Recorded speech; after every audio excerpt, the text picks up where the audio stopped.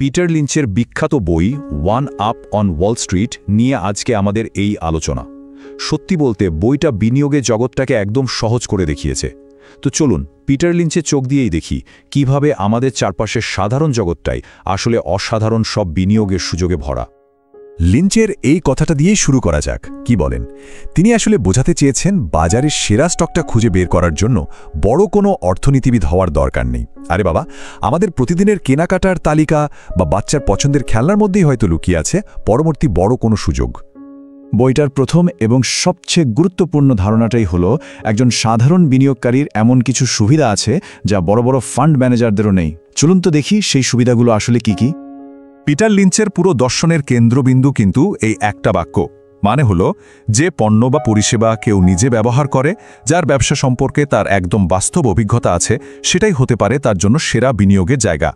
যেমন ধরুন, যদি দেখা যায় কোনো একটা রেস্তোরাঁর সামনে প্রতিদিন লম্বা লাইন পড়ছে, লিঞ্চের পরামর্শ হলো সেদিকে নজর দিন, খোঁজ নিন। এখানে পার্থক্যটা কিন্তু আকাশ আর পাতালের মতো। একদিকে প্রাতিষ্ঠানিক বিনিয়োগকারীরা বিশাল ফান্ড আর হাজারটা নিয়মের জালে আটকা পড়ে থাকে, ফলে ছোট কিন্তু সম্ভাবনাময় কোম্পানিতে বিনিয়োগ করা তাদের জন্য বেশ কঠিন হয়ে যায়। আর অন্যদিকে একজন সাধারণ বিনিয়োগকারী কিন্তু সম্পূর্ণ স্বাধীনভাবে নিজের মতো করে সিদ্ধান্ত নিতে পারে। প্রাতিষ্ঠানিক কোনো বাধ্যবাধকতা নেই, তাই একজন সাধারণ মানুষ ছোট কিন্তু দ্রুত বাড়তে থাকা কোম্পানিতে বিনিয়োগের ঝুঁকিটা নিতে পারে। তাদের তো কোনো ত্রৈমাসিক রিপোর্টের চাপ নেই, তাই তারা ধৈর্যের সাথে লম্বা সময়ের জন্য অপেক্ষা করতে পারে। আর সবচেয়ে বড় অস্ত্র, সেটা হলো তার নিজের চারপাশের জ্ঞান। আচ্ছা, শুধু সুযোগ খুঁজে পেলেই তো হবে না, তাই না? সঠিক মানসিকতা থাকাও কিন্তু ভীষণ জরুরি। লিঞ্চ বারবার বলেছেন শেয়ার বাজার কোনো জুয়ার আসর নয়। চলুন বিনিয়োগ আর জুয়ারের মধ্যেকার সেই সূক্ষ্ম কিন্তু গুরুত্বপূর্ণ পার্থক্যটা একটু বুঝে নেওয়া যাক। আসল পার্থক্যটা হলো গবেষণার। যখন কেউ একটা কোম্পানির ব্যবসা আর তার ভবিষ্যৎ সম্ভাবনা নিয়ে ভালোভাবে খোঁজখবর করে, গবেষণা করে বিনিয়োগ করে, তখন সেটা হয় একটা বুদ্ধিদীপ্ত সিদ্ধান্ত। আর যখন শুধু কোনো গুজব বা বাজারের হুজুগের ওপর ভর করে বাজি ধরা হয়, সেটাই তো জুয়া। লিঞ্চের মতে দীর্ঘমেয়াদী সাফল্য আসে গবেষণা আর ধৈর্য থেকে, ভাগ্য থেকে নয়। বিনিয়োগের জগতে ঝাঁপ দেওয়ার আগে লিঞ্চ একটা সহজ কিন্তু দারুণ শক্তিশালী পরীক্ষার কথা বলেন, মিরর টেস্ট। এর মূল উদ্দেশ্য হল শেয়ার কেনার আগে আয়নার সামনে দাঁড়িয়ে নিজেকে কয়েকটা সৎ প্রশ্ন করা। প্রথম এবং সবচেয়ে জরুরি প্রশ্ন, এই টাকাটা কি দৈনন্দিন কোনো প্রয়োজনে লাগতে পারে? ধরুন গাড়ির ডাউন পেমেন্ট বা সন্তানের স্কুলের ফি দেওয়ার জন্য যদি এই টাকা আগামী 1-2 বছরের মধ্যেই লাগে, তবে সেই টাকা শেয়ার বাজারের জন্য নয়। কারণ বাজার কখন পড়বে তা তো কেউ জানে না। আর প্রয়োজনের সময় লোকসানের শেয়ার বিক্রি করার মতো চাপ আর কিছু হতে পারে না। দ্বিতীয় প্রশ্নটা হলো মানসিক শক্তি নিয়ে। একবার ভাবুন তো, কেনা শেয়ারের দাম যদি একদিনে 20% পড়ে যায়, তাহলে কি রাতের ঘুম উড়ে যাবে? যদি উত্তর হ্যাঁ হয়, তাহলে মানসিকভাবে আরও একটু প্রস্তুত হতে হবে। একজন সফল বিনিয়োগকারী জানেন যে বাজারের পতনটা সাময়িক, কিন্তু ভালো কোম্পানির মূল্য দীর্ঘমেয়াদে ঠিকই বাড়ে। তারা এই সময়টাকে ভয় না পেয়ে বরং একটা সুযোগ হিসেবে দেখে। আর 3 নম্বর প্রশ্নটা হলো আত্মবিশ্বাসের। নিজের গবেষণার ওপর ভরসা রাখা যাবে তো, যখন চারপাশের সবাই অন্য কথা বলছে? বাজারের হাজারো বিশেষজ্ঞ আর খবরের ভিড়ে নিজের যুক্তিতে অটল থাকাটাই কিন্তু সবচেয়ে কঠিন কাজ। অন্যের কথায় শেয়ার কেনা বা বেচা নয়, নিজের সিদ্ধান্তে স্থির থাকাই সফল বিনিয়োগের মূল চাবিকাঠি। এবার আসা যাক সবচেয়ে উত্তেজনাপূর্ণ অংশে। কিভাবে এমন স্টক খুঁজে বের করা যায় যা বিনিয়োগের পরিমাণকে 10 গুণ 20 গুণ বাড়িয়ে দিতে পারে? লিঞ্চ এর একটা মজার নাম দিয়েছেন 10 ব্যাগারের খোঁজ। 10 ব্যাগারের ধারণাটা খুবই সহজ। যদি কোনো শেয়ারে 10,000 টাকা বিনিয়োগ করে তা বেড়ে 1 লাখ টাকা হয়, তবে সেটাই একটা 10 ব্যাগারের উদাহরণ। একজন বিনিয়োগকারীর জীবনে এরকম কয়েকটা স্টকই যথেষ্ট। ভাবুন, মাত্র কয়েকটি সঠিক সিদ্ধান্তই কিন্তু পুরো আর্থিক ভবিষ্যৎ বদলে দিতে পারে। 10 গুণ সংখ্যাটা শুধু বড় নয়, এটা বিনিয়োগের পুরো চিত্রটাই বদলে দেয়। আর সবচেয়ে অবাক করা বিষয় কি জানেন? লিঞ্চের মতে এই ধরনের সুযোগ খুঁজে পেতে কোনো গোপন সূত্রের প্রয়োজন নেই, এগুলো আমাদের চারপাশেই লুকিয়ে আছে। মজার বিষয় হলো এই অসাধারণ স্টকগুলো প্রায় খুব সাধারণ বা বলতে গেলে বিরক্তিকর দেখতে হয়। ওয়াল স্ট্রিটের বিশ্লেষকরা যেগুলোকে নিয়ে সারাদিন মাতামাতি করে সেগুলো নয়। লিঞ্চ বরং কিছু অদ্ভুত কিন্তু দারুণ কার্যকর বৈশিষ্ট্যের কথা বলেছেন। বৈশিষ্ট্যগুলো একবার দেখুন। শুনতে অদ্ভুত লাগলেও এর পেছনের যুক্তিটা কিন্তু দারুণ। একটা সাধারণ নামের একঘেয়ে পণ্য তৈরি করা কোম্পানিকে নিয়ে ওয়াল স্ট্রিটের বিশ্লেষকরা সাধারণত মাথা ঘামায় না, আর ঠিক এখানেই সুযোগটা তৈরি হয়। যেহেতু কেউ তেমন গমন দিচ্ছে না, তাই হয়তো অনেক কম দামে একটা অসাধারণ কোম্পানির শেয়ার কেনার সুযোগ এসে যেতে পারে, যেটা কিনা সবার চোখের আড়ালে নীরবে বড় হচ্ছে। পিটার লিঞ্চ শুধু দর্শনই দেননি, কিছু সহজ কিন্তু শক্তিশালী টুলসের কথাও বলেছেন, যা দিয়ে যে কেউ একটি স্টককে বিশ্লেষণ করতে পারে। লিঞ্চ বলেন, সব স্টক তো আর একরকম নয়। কোনোটা হয়তো ধীর গতিতে পারে, কোনোটা আবার খুব দ্রুত, আবার কোনোটা অর্থনীতির চক্রের সাথে সাথে ওঠানামা করে।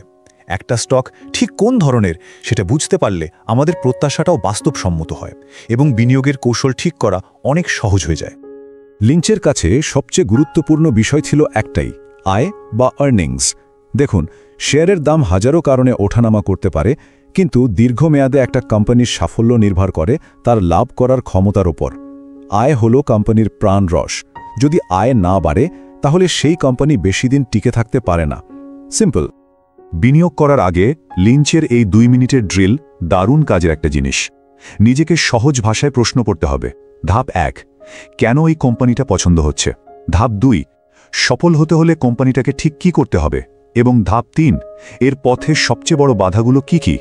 যদি 2 মিনিটের মধ্যেই 3টি প্রশ্নের উত্তর দেওয়া যায়, তার মানে হলো হোমওয়ার্কটা ঠিকঠাক করা হয়েছে। এটাই হলো ওই 2 মিনিটের ড্রিলের মূল কথা।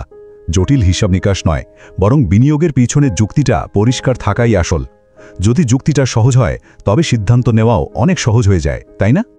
তাহলে এই আলোচনার শেষে প্রশ্নটা সবার জন্যই রইল, একটু চারপাশে তাকান তো।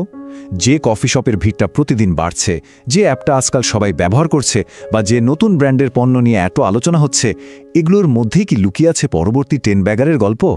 পিটার লিঞ্চের মতে শুধু দেখার চোখটা খুলতে হবে। উত্তরটা হয়তো আমাদের ভাবনার চেয়েও অনেক কাছে।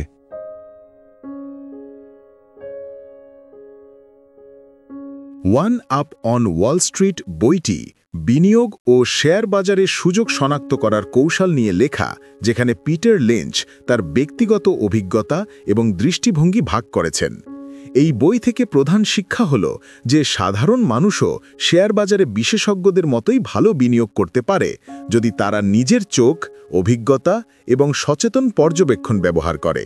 লিঞ্চ বলেন, আমাদের দৈনন্দিন জীবনের অভিজ্ঞতায় অনেক সময় বড় সুযোগের সূত্র দিতে পারে। উদাহরণস্বরূপ, কেউ যদি বাজারে নতুন কোনো পণ্য বা ব্র্যান্ড দেখেন যা জনপ্রিয়তা পাচ্ছে, সেই তথ্যের ভিত্তিতে সে কোম্পানির শেয়ারে বিনিয়োগের সম্ভাবনা খুঁজে পেতে পারে। আরেকটি গুরুত্বপূর্ণ শিক্ষা হল invest in what you know, বা আপনি যা জানেন সেই খাতে বিনিয়োগ করুন। লিঞ্চ উল্লেখ করেন, যদি আপনি কোনো প্রোডাক্ট বা সার্ভিস ভালোভাবে বোঝেন এবং দেখেন এটি ক্রমবর্ধমান জনপ্রিয় হচ্ছে, তাহলে সেই কোম্পানির শেয়ার কেনা নিরাপদ এবং লাভজনক হতে পারে। উদাহরণস্বরূপ, যদি আপনি নিজে একজন প্রযুক্তিপণ্য ব্যবহারকারী হন এবং নতুন গ্যাজেট বা অ্যাপ দেখে অনুভব করেন এটি খুব দ্রুত জনপ্রিয় হবে, তখন সেই প্রযুক্তি কোম্পানির শেয়ারে বিনিয়োগ করে আপনি বাজারের আগে সুযোগ নিতে পারেন। লক্ষ্য রাখা উচিত যে লং টার্ম ইনভেস্টমেন্টে বিশ্বাস রাখা। লিঞ্চ বলেছেন, স্বল্পমেয়াদী ওঠানামা নিয়ে চিন্তা না করে ভালো কোম্পানি খুঁজে সেটিতে দীর্ঘমেয়াদী বিনিয়োগ করেই সবচেয়ে ফলপ্রসূ। উদাহরণস্বরূপ, তিনি নিজের এক কোম্পানির শেয়ারে কয়েক বছর ধরে বিনিয়োগ রাখার গল্প শেয়ার করেছেন, যা শেষ পর্যন্ত বড় মুনাফা এনেছিল। এই বই থেকে শেখা যায় যে 1. দৈনন্দিন অভিজ্ঞতার মাধ্যমে বিনিয়োগ সুযোগ শনাক্ত করা যায়। 2.